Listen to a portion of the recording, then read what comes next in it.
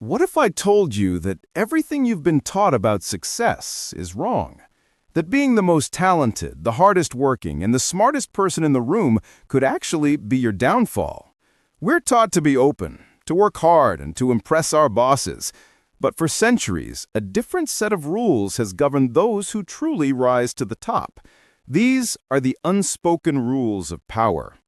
Robert Greene's The 48 Laws of Power is one of the most controversial and sought-after books of our time. It's a manual for understanding the game of human dynamics, a game that is being played all around you, whether you know it or not. Today, we are not just dipping our toes in, we are diving deep into the first 9 laws of power. This isn't about manipulation for its own sake, it's about understanding, recognition, and self-defense. By the end of this video, you will see the world and the people in it very differently. Let's begin. Law 1. Never outshine the master. This is the golden rule of power. Always make those above you feel comfortably superior. In your desire to please or impress them, do not go too far in displaying your talents, or you might accomplish the opposite, inspire fear and insecurity. Think about it. Your boss, your mentor, your client, they want to feel secure in their position. They want to be seen as the source of wisdom and authority. When you, the subordinate, suddenly appear more brilliant, more charming, or more capable than they are, you don't get a pat on the back. You get a target on it. Example. The classic example is Nicolas Fouquet, the finance minister to King Louis XIV of France. To honor the king, Fouquet threw the most lavish, spectacular party Europe had ever seen at his new chateau.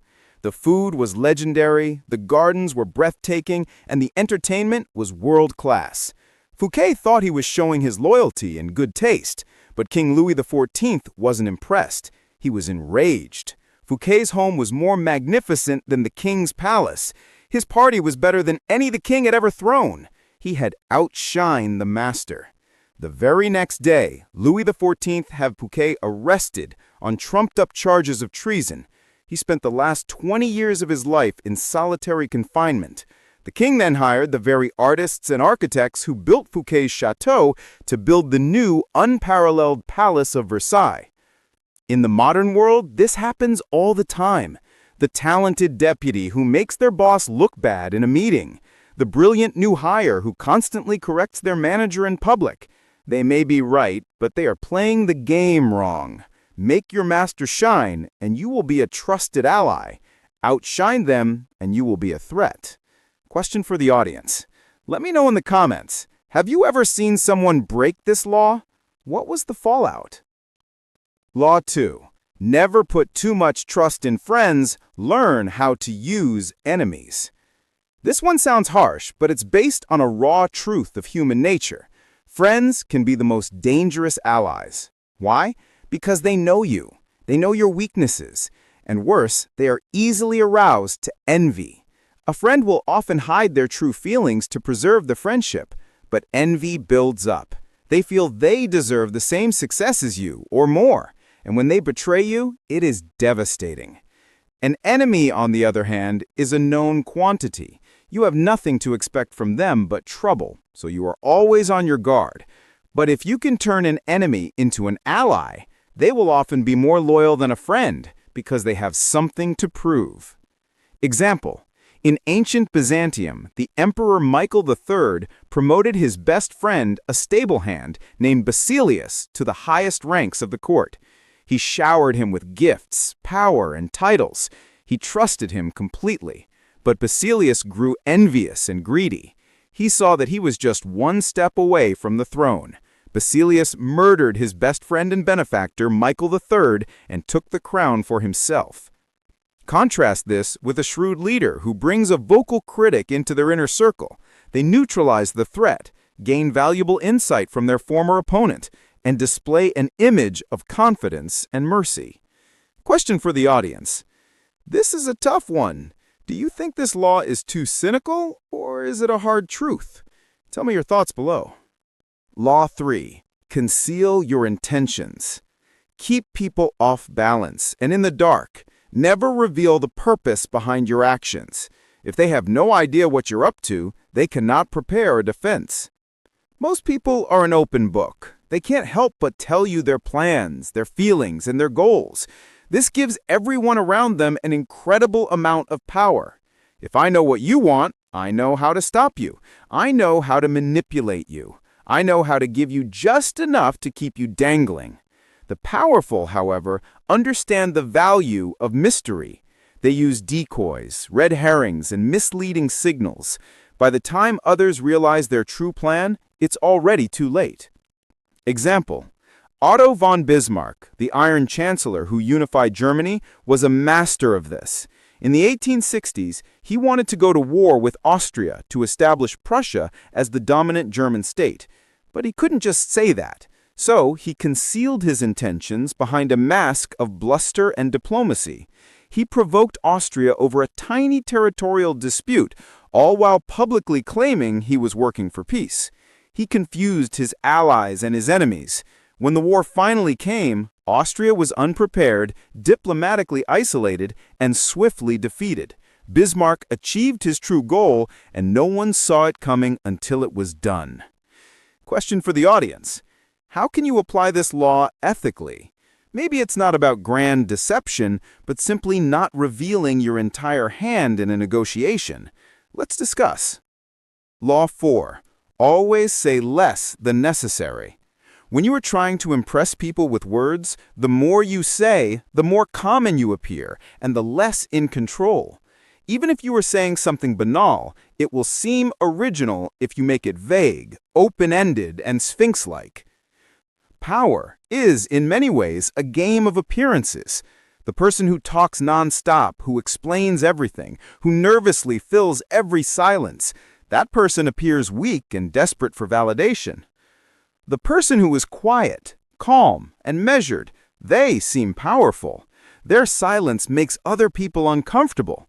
People will rush to fill that silence, and in their nervousness, they will reveal their own intentions and weaknesses. You learn more by listening than by talking.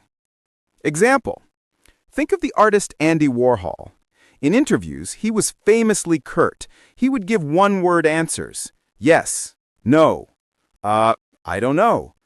Journalists and critics would go crazy trying to interpret his profound silence. They would project their own theories onto him, calling him a genius, a mirror of society, a brilliant satirist. He let them do all the work. He created an aura of mystery and power simply by refusing to explain himself. He proved that what you don't say is often far more powerful than what you do. Question for audience: we all know someone like this. Who in your life or in the public eye uses silence as a tool of power? Law 5. So much depends on reputation. Guard it with your life. Reputation is the cornerstone of power. Through reputation alone, you can intimidate and win. But once it slips, you are vulnerable and will be attacked on all sides. Your reputation precedes you. It's the lens through which everyone sees your actions. If you have a reputation for being ruthless, people will be too afraid to cross you. If you have a reputation for being generous, people will flock to help you.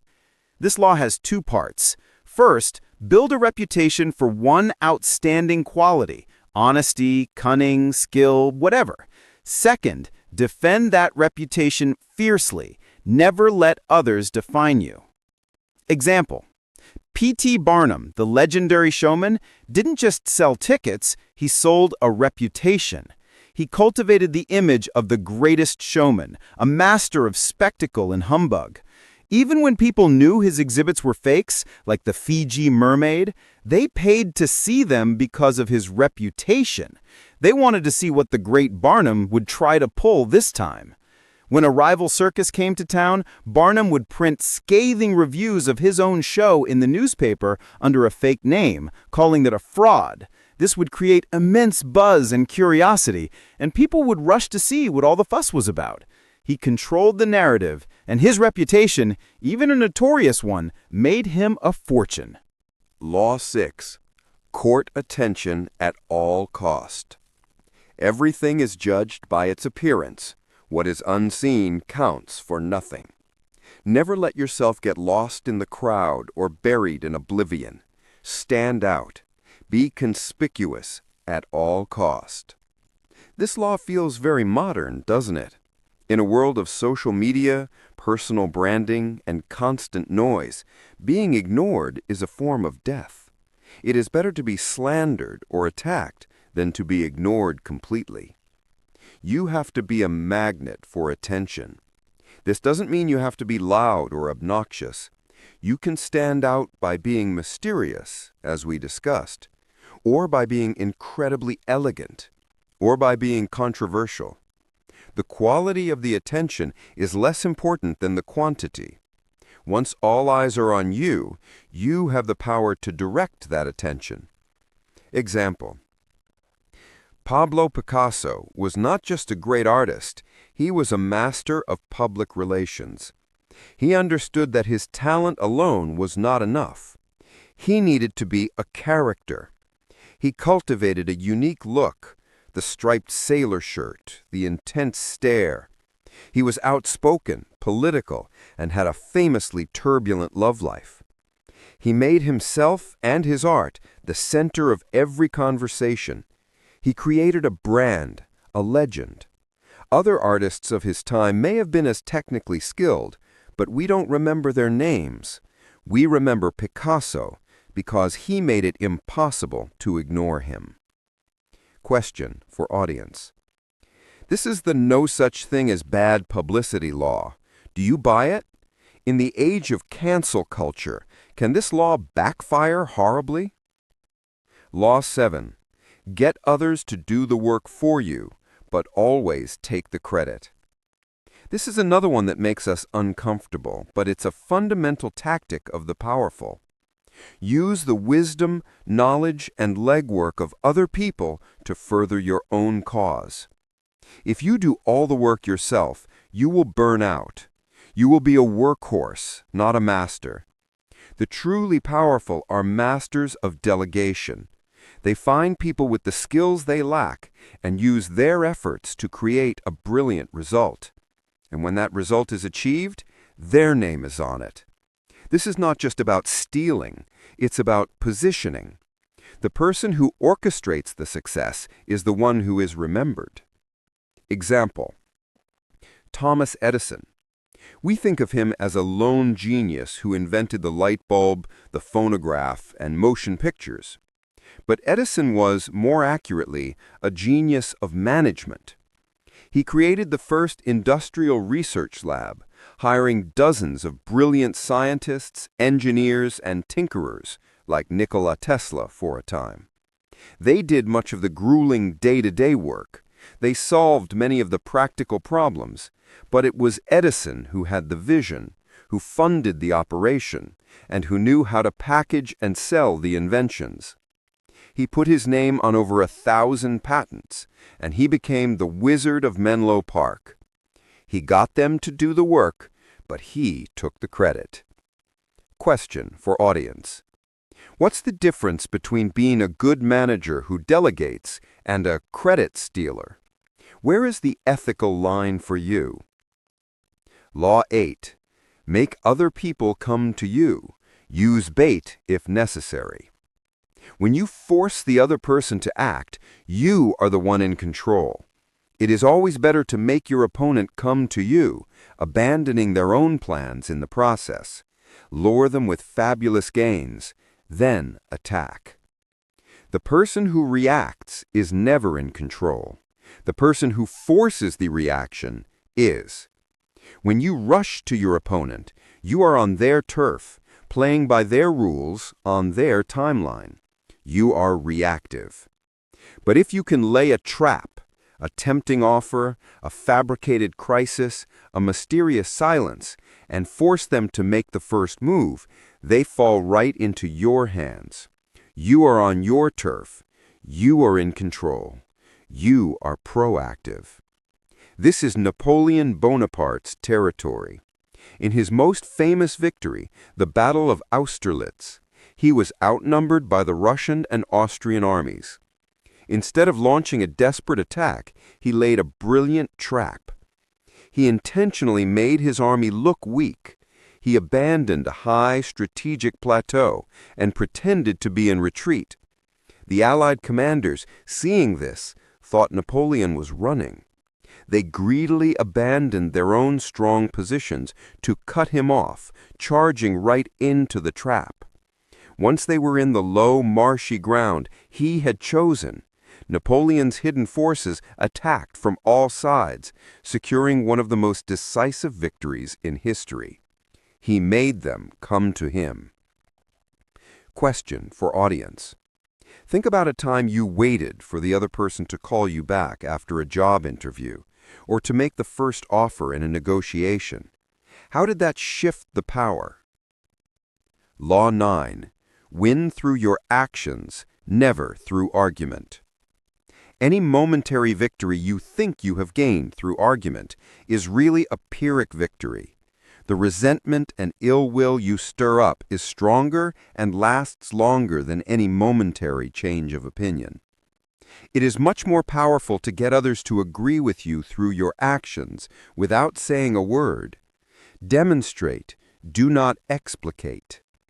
Think about the last pointless argument you had. Did you really change the other person's mind, or did you just make them defensive and resentful? You can't logic someone out of a position they didn't logic themselves into. Arguing with people just entrenches them in their beliefs. It hurts their pride. The powerful don't argue. They act. They show. They create results that are so undeniable that the argument becomes obsolete. Example. In the early 1900s, the race for flight was on. Many of the world's most prominent scientists, like Samuel Langley, were involved. Langley had more funding, a better reputation, and the backing of the U.S. government. He argued in countless papers and speeches that his design was superior. Meanwhile, two bicycle mechanics from Ohio, the Wright brothers, said almost nothing. They just worked. They experimented. They failed. They tested. And then, on a cold day in December 1903, they flew. They didn't win the argument. They won the sky. Their action made every single argument against them irrelevant. You don't need to win the debate when you've already won the game. Question for audience. When have you wasted time arguing when you should have been doing? This law is all about actions speak louder than words. Conclusion. 9 laws down, 39 to go. As you can see, these laws are not simple and they are not always comfortable. They reveal the hidden and often dark mechanics of human interaction. From the danger of outshining your boss to the power of reputation to the futility of argument, these principles are at play around us every single day. The first step to playing the game is simply learning to see the board. We have barely scratched the surface. In our next video, we will explore some of the most diabolical laws yet, including Law 12, use selective honesty and generosity to disarm your victim, and Law 15, crush your enemy totally. If you want to continue this journey into the art of power, make sure you subscribe and hit that notification bell. And my final question for you today is, which of these first 9 laws do you see most often in your own life? Leave your answer in the comments below. I read all of them. Thank you.